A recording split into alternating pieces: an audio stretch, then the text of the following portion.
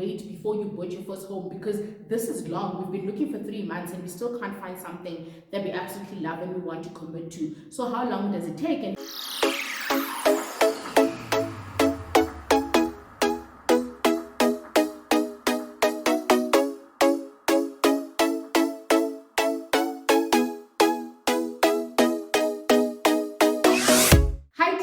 welcome back to another video, and thank you so much for joining me. If it is your first time here, andiswa.mojapelo, and on this channel I chat about all things related to managing your money and adulting in general. So if that's your type of content, please make sure that you click the red subscribe button, and you also like the video if you end up enjoying it.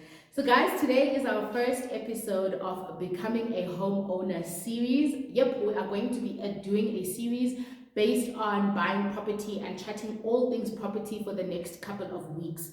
Now, if you are new and this is your first video, welcome. And you're probably wondering what's going on. So because we talk about adulting and money on this channel, I tend to do a series every time I reach a milestone, or every time I experience something new, where I unpack the different aspects of that particular thing. For example, I have a few videos on buying your first car. I've got videos on getting married, the budgeting, the stress, the planning, cost saving tips, and all of those things. And now I recently posted a video which you guys showed me so much love on. Thank you so much for the love and the congratulations that you sent me on that video. I really do appreciate it. And yes, so that was me announcing that we bought our first home, and now I'll be doing a series, basically having a couple of conversations around buying property. And in terms of what we'll be talking about, make sure you subscribe so you find out. But it's going to follow a similar pattern as the Becoming Mrs. M series, where I just unpack the different stages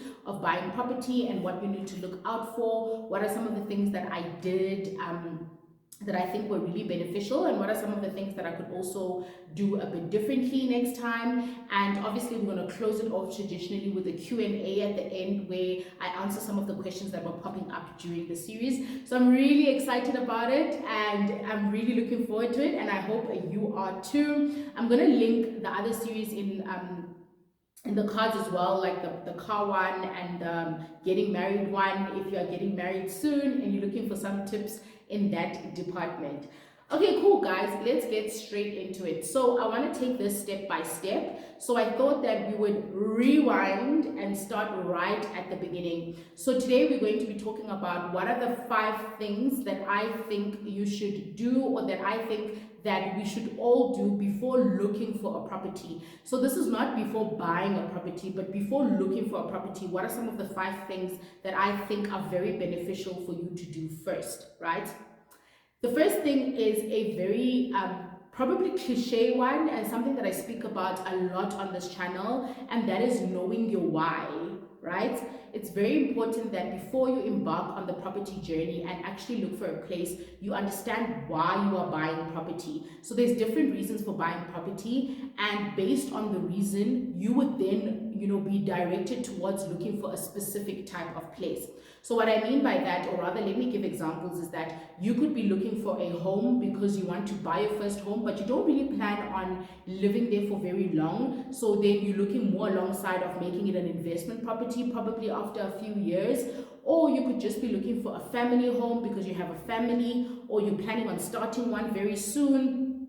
Or you could be looking, for a place for the next 3 years or 2 years. It's different, okay? And it's important that you understand why you are buying a property, so that it can inform the decisions that you make in terms of the type of property that you are looking for. So if you're looking alongside investment in the next couple of years, then obviously things like location, things like property value in that area, things like, is it close to an industrial area where people can go and look for jobs, and all of those things are going to become important. And if you're looking for a residential area, property, for the purpose of building a home and starting a family, then obviously you're looking for schools around the area. Safety is of paramount importance. Space is probably something that's important.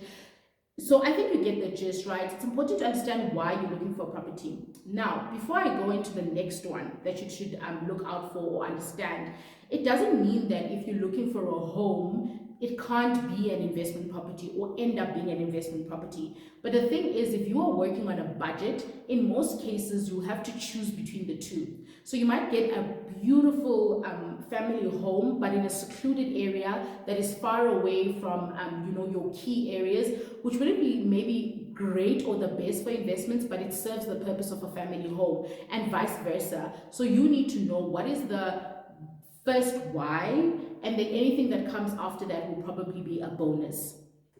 The second thing that's important, to understand and know before you start looking for a property is location. Location is so important, especially if you are around the Johannesburg area, or rather, let me say, I know from experience that if you're around the Johannesburg area, like Gauteng is so huge and the surrounding place around Johannesburg, that if you start that search and you're not sure which area you're looking to live in, it's going to be a mission. It's already a mission, right?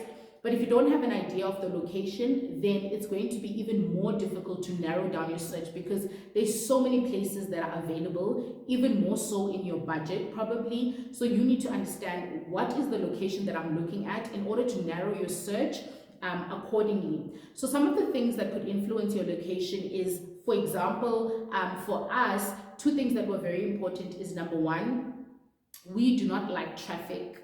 We hate driving in traffic, and we don't like the idea of commuting to work and having like a 1.5 hour drive, or an hour spent stuck in traffic that you could have used being productive in something else. So that's something that we were looking out for, that we didn't want to be very far away from work, which is a bit of a challenge because I work outside of Johannesburg and my husband works within Johannesburg.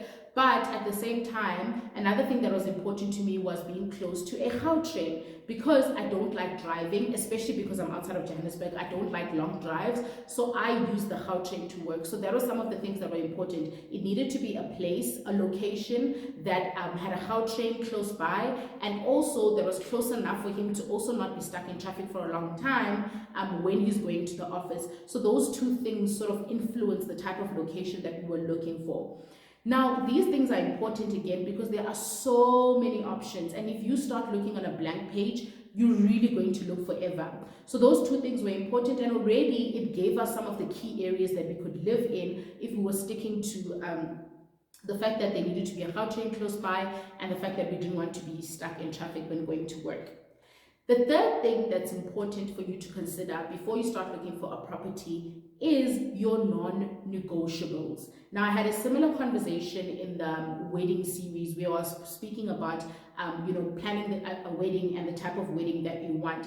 And one of the things that I mentioned was you need to have key non-negotiables. What are some of the things that you are not willing to compromise on, and that you can use to filter your search to make sure that you are investing time, your time is well spent on looking at places that you'll probably consider. Now, when it comes to non-negotiables, I would say if you are two people looking for property, don't do more than 3 non-negotiables each. Because remember, well, not unless you've got like bags and bags of money and an open budget, then you can have 12 non-negotiables or even 20 because you can afford it. But if, like the rest of us, you're working on a tight budget, you need to make sure that you limit those non-negotiables as much as possible, because then you make sure that you actually increase the chances of getting what you want. So some non-negotiables that we had, for example, my husband had 2 non-negotiables. He says it's 1, but I think there were 2. So his one non-negotiable that was very important to him is the fact that he wanted a double garage in our home, right? That's something that he did not want to compromise on. And the second thing is the fact that he didn't want a home that is less than 3 bedrooms. And when he explained this to me, I sort of understood his thinking in terms of just wanting us to be patient and wait for something that we can be comfortable in for a number of years. So those were his 2 non-negotiables, that the place should not have less than 3 bedrooms, and there should be a double garage for our cars, right?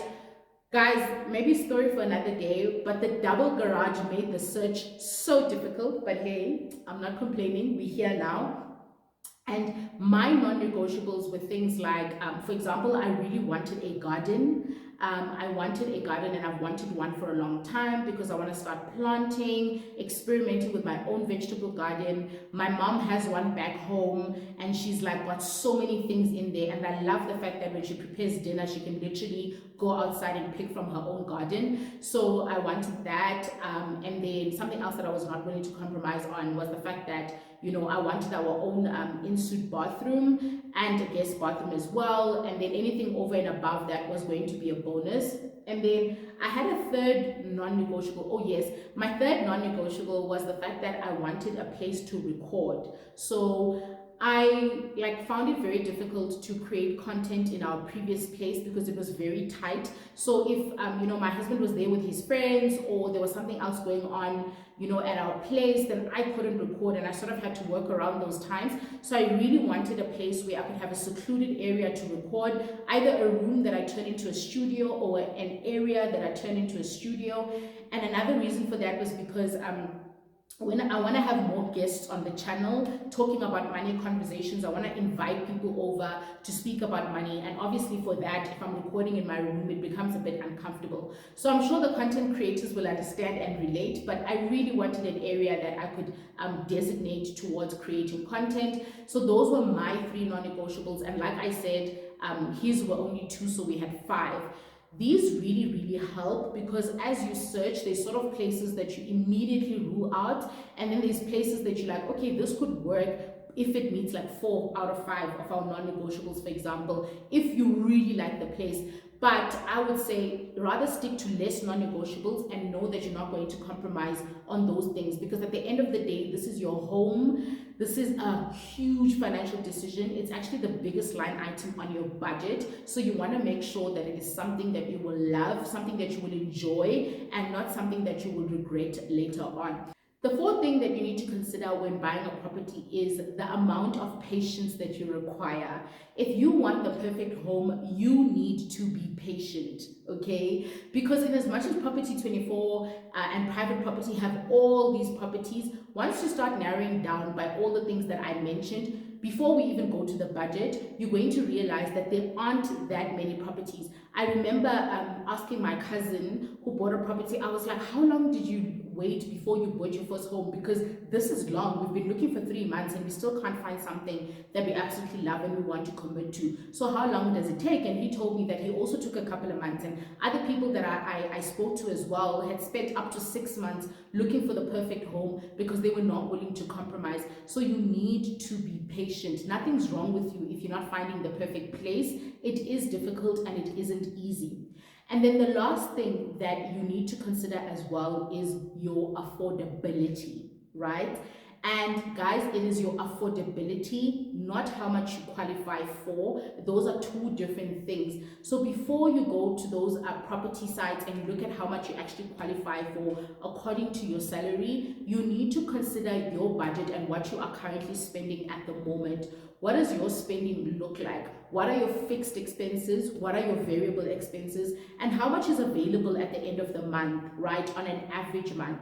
For example, if you are paying 8,000 Rand in rent and you want to buy a property, or the type of property that you're looking for is going to be 15,000, for example, then you need to start determining where that 5,000 Rand is going to come from and whether or not that 5,000 Rand is available. And how to know that is the traditional thing that I always recommend, which is to save the difference in a bank account every single month. That is what we did. So for example, if our rent was 5,000 Rand and we knew that we wanted to spend 15,000 on a property every month, we saved 10,000 Rand every single month for a long period of time, so that we could get used to that money leaving our bank account and also at the same time save towards the costs. Don't let your bond be the first time you ever experience letting go of that money, because it may be very tight, especially if you consider all of the other expenses that you need to cover as well. So that's number 5. Make sure that you understand your affordability before you even go to the website, before you search for the property. How much do you have at the end of the month that can go towards a property, right? and what is the difference between what you are renting and what you want to buy for, and save that amount so you can get used to that debit order as well as save for your transfer costs as well. So guys, those are 5 things that I think you should do before you embark on your property journey. Please make sure that you do these 5 things, and once you have these 5 things, then we can start looking at property, which is the other conversations we're going to have in the rest of your series. Guys, if you enjoyed, thank you so much for making it till the end if you did. And if you did make it till the end of the video, please drop a house in the comment section. I will see you in the next episode. Bye.